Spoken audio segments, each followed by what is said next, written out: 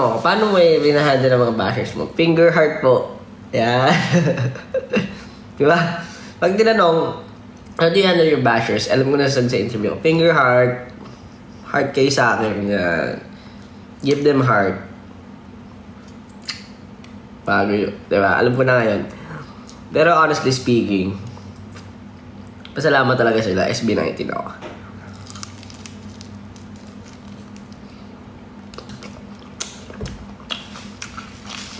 Ayoko makasira ng buhay. Ever. Ayaw sa panta-trash talk. Pero kung trash talkan lang gusto niyo mga yan.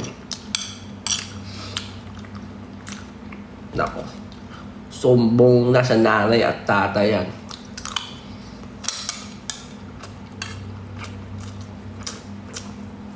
But it doesn't matter. Kasi sa akin, move on.